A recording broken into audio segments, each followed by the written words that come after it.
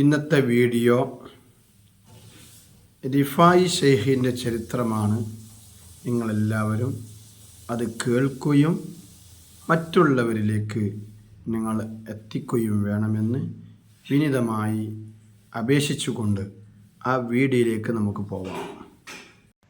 സമകാലികരും പിൻഗാമികളുമായ ധാരാളം മഹാന്മാർ സുൽത്താനുൽ ആരിഫീൻ അഹ്മദുൽ കബീർ റിഫാഇ റളിയല്ലാഹു അൻഹു തങ്ങളുടെ മഹാത്മ്യങ്ങൾ എടുത്തു പറഞ്ഞിട്ടുണ്ട്. ഷെയ്ഖിന്റെ കാലക്കാരനായ ഷെയ്ഖ് അബ്ദുസ്സമീഉ ഹാഷിമി അൽ വാസിത്തി പറയുന്നു, ഷെയ്ഖ് അവറുകൾ അള്ളാഹുവിന്റെ ദൃഷ്ടാന്തങ്ങളിൽ ഒരു ദൃഷ്ടാന്തവും നബി സല്ലല്ലാഹു അലൈഹി വസല്ലമയുടെ മുഅ്ജിസത്തുകളിൽ ഒരു മുഅ്ജിസത്തും ആയിരുന്നു.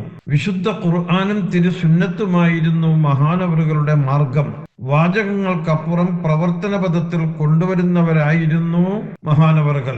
അവരെ കണ്ടാൽ മുൻഗാമികളെ മുഴുവൻ കണ്ടതുപോലെയാണ്. അൽ മആരിഫുൽ മുഹമ്മദിയ ഷെയ്ഖ് അബൂ ശുജാഉ ശാഫിഈ റളിയല്ലാഹു അൻഹു പറയുന്നു, ഷെയ്ഖ് അഹ്മദുൽ കബീർ റിഫാഇ റളിയല്ലാഹു അൻഹു ഉയർന്ന ദൃഷ്ടാന്തവും പർവ്വത സമാനനും ആയിരുന്നു. കർമ്മശാസ്ത്രത്തിലും ഹദീസിലും തഫ്സീറിലും വലിയ ജ്ഞാനമുള്ള ആളുമായിരുന്നു.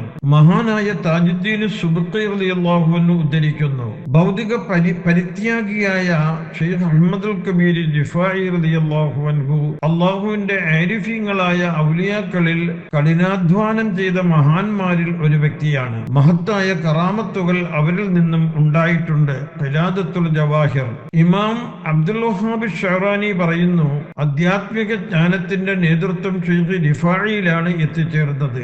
മഹാന്മാരുടെ അവസ്ഥകൾ വിശദീകരിക്കുന്നതിലും അവരുടെ പദവികളെ കുറിച്ച് വ്യക്തമായി പറയുന്നതിലും ഷെയ്ഖ് അത്യുന്നതനാണ്. ബത്ഹായിലെ മുരീദുമാരെ സംസ്കരിച്ചെടുത്ത് ലോകവിശ്രുദ്ധനായി. വളരെയധികം ശിഷ്യഗണങ്ങൾ അദ്ദേഹത്തിൽ നിന്നും ജ്ഞാനം സ്വീകരിച്ചു. ആത്മീയ നേതാക്കളായി പുറത്തിറങ്ങി. സൈനുദ്ദീൻ ഉമറുൽ വർദി റളിയല്ലാഹു അൻഹു പറയുന്നു, ജനങ്ങൾക്കിടയിൽ വലിയ സ്വീകാര്യതയുള്ള മഹാനായിരുന്നു ഷെയ്ഖ് അവറുകൾ. അതുപോലെ വലിയ ശിഷ്യസമ്പത്തിന്റെ ഉടമയുമാണ്. തബഖാത്ത് ഇമാം യാഫിഈ റളിയല്ലാഹു അൻഹു പറയുന്നു, ഉള്ളതുകൊണ്ട് തൃപ്തിപ്പെടുന്നവരും സംസാരത്തിൽ മിതത്വം പാലിക്കുന്നവരും ആത്മശുദ്ധിയിൽ ഉന്നതനുമായിരുന്നു ഷെയ്ഖ് റിഫാഇ റളിയല്ലാഹു അൻഹു. അങ്ങയുടെ മുഖത്തേക്ക് നോക്കുന്നവരെ അത്ഭുതപ്പെടുത്തും വിധം മുത്തുനബിയുടെ പ്രകാശം ശരീരത്തിൽ പ്രകടമായിരുന്നു.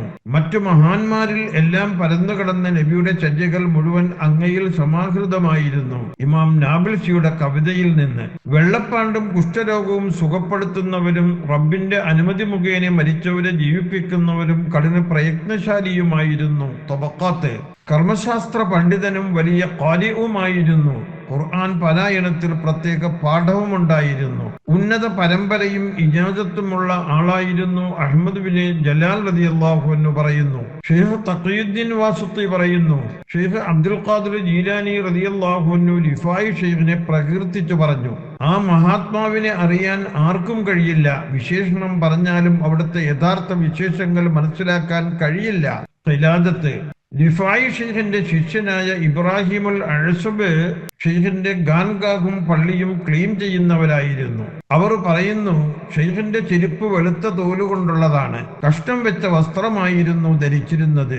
രോഗികളോടും മാറാവ്യാധിയുള്ളവരോടും ഒത്തു ഭക്ഷണം കഴിക്കുമായിരുന്നു. വിശന്നവർക്ക് ഭക്ഷണം നൽകുമായിരുന്നു. സൽസ്വഭാവിയും മാന്യനും കുടുംബബന്ധങ്ങൾ പുലർത്തുന്നവരുമായിരുന്നു. ഖിലാദത്ത് റബ്ബേ, ഷെയ്ഖിന്റെ യഥാർത്ഥ മുരീദന്മാരിൽ ഞങ്ങളെ ഉൾപ്പെടുത്തി ദീനും ദുന്യാവും തന്ന് അനുഗ്രഹിച്ച് രോഗങ്ങൾ ശിഫയാക്കി ആവശ്യങ്ങൾ നിറവേറ്റിത്തന്നു. ആഖിബത്ത് നന്നാക്കി മശായിഖന്മാരോടൊപ്പം മുത്തുനബിയുടെ ജിവാറിലായി ഒരുമിച്ചു കൂട്ടി അവരോടുകൂടെ ഞങ്ങളെ സ്വർഗത്തിൽ എത്തിക്കണേ അല്ലാഹ്.